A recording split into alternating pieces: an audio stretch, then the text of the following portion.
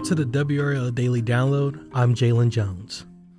Rising costs and dwindling enrollment have caused North Carolina schools to tighten their belts. Wake County Public Schools proposed a budget with more than $5 million in cuts.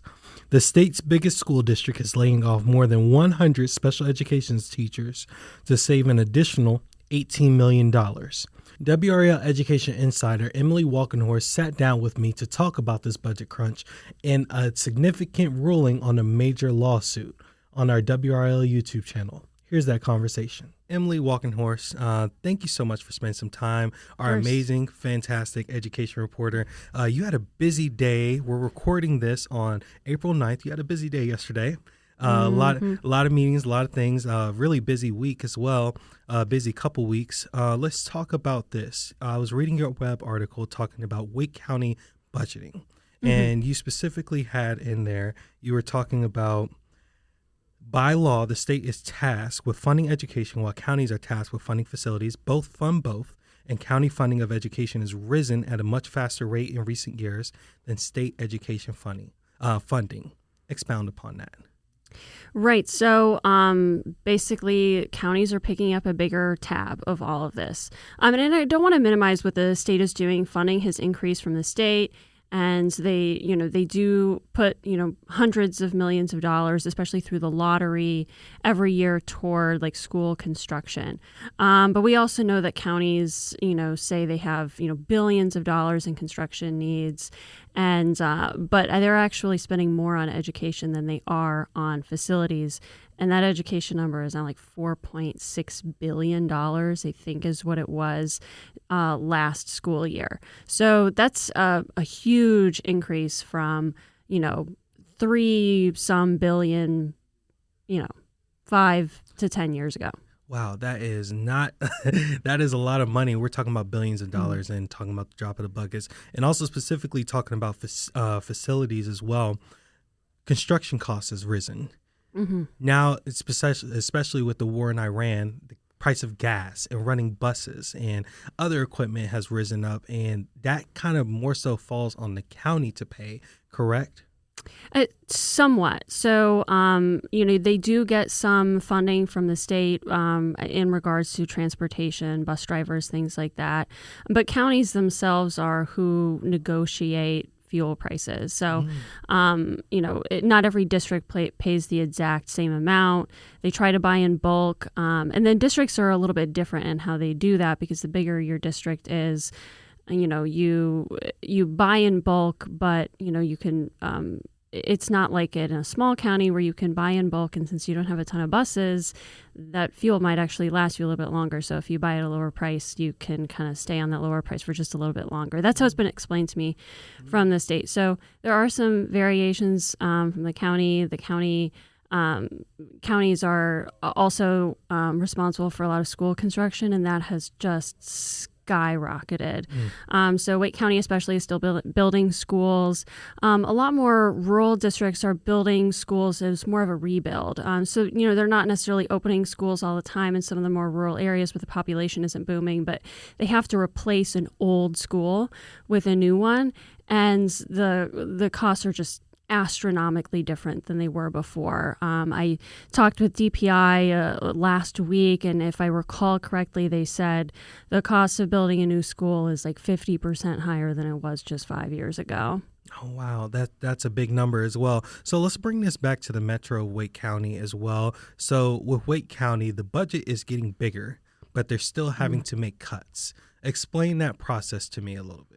Right, so it's confusing, and I think it makes it kind of hard to explain, right, because they are cutting from the budget, but at the same time the budget is getting bigger, and so it's just kind of sensitive a little bit to explain that. And basically what's happening is if you have, a certain number of teachers and you still need pretty much all of those teachers still, you're looking at maybe giving raises. The cost of living is going up. You want to give them raises. So the state might say, okay, we're going to give raises. They haven't passed a new comprehensive budget, so we don't know exactly what the legislature might eventually agree on in terms of, is it a 3% raise, is it a 4% raise on average.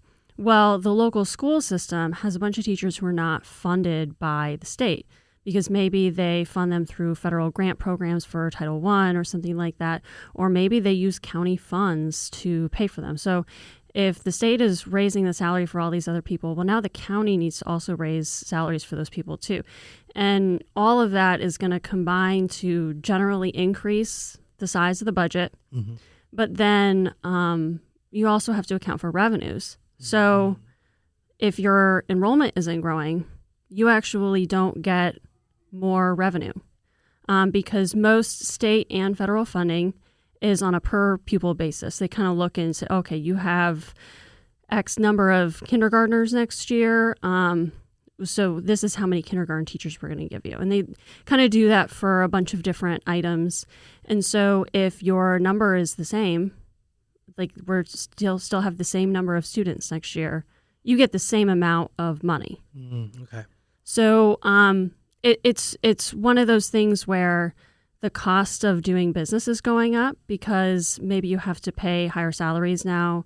Benefits are just getting more expensive. Mm-hmm. Your leases on certain things going up, insurance premiums going up, but your revenue is not going up.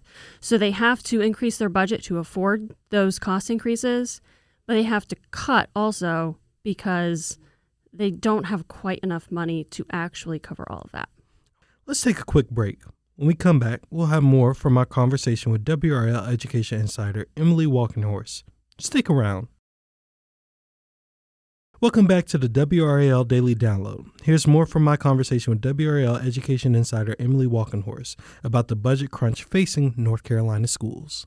All right, Emily, let's talk about the Leandro of it all. So the Leandro case ruling actually sparked some protests here locally as well, as educators and parents wanted to speak out and let their voices be heard in the budget process. What did you see out there? What was found out? Right. So just for a little bit of background, Leandro was this big lawsuit that was first filed in 1994 by families and school boards. It started really in Hoke County, and they said the state is not providing an adequate education. Mm-hmm. They've gotten some rulings in their favor saying, here's the standard for education. Hoke County wasn't meeting it as of 2004. The state Supreme Court threw out basically almost all the progress since then. They said anything since 2017, which not much had happened since 2017, it's like it never happened. So people are upset about that because they saw much broader implications. There was a fight to look at this statewide. Hoke County was this representative county, and they wanted to basically get more school funding, more policies, just different things to basically help their schools be what they thought was, quote, a sound basic education under the law, under the state's constitution. And when that was thrown out, it kind of put everybody back at square one. What are we going to do now? And so that's really why they were rallying and protesting. And we're just going to see even more of this because schools, a lot of teachers, family members think that schools need more help. And they wanted to see that. They want to see more state funding helping them out. And, now we have the background of schools cutting their budgets. And a lot of that has to do with enrollment, declining immigration, just, declining birth rates. But at the same time, people feel it would be different. The context would at least be different if they had had this funding that they had dreamed of from Leandro. Yeah, that's found that so fascinating because I've talked about this before. Have you heard of the enrollment cliff? Yes. Yes, the enrollment cliff is going to hit colleges hard. I never thought it was going to hit public school funding because they're getting paid per student as well. So let's talk a little bit about, is there anything missing out of your web article that you can find on WRL.com on the Leandro case? This case is so complex. So there's a lot going on, a lot more angles to explore as far as what everyone is going to do next. Will there be more lawsuits?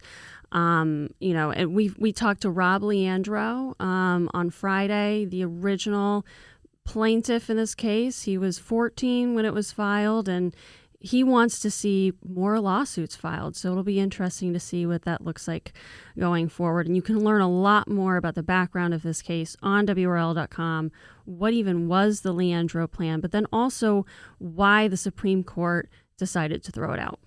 That's WRAL Education Insider Emily Walkenhorst. Thank you so much. And for her in-depth report on the budget crunch, make sure you go to the education section on WRAL.com. I'm Jalen Jones, and thank you so much for joining us and listening to the WRAL Daily Download and for making us a part of your morning routine. Another great way to get WRAL news, in addition to our WRAL YouTube channel, is the Morning Briefing newsletter. It's a daily email with Triangle news, events, and headlines to help get your day started. Sign up at WRAL.com/newsletter.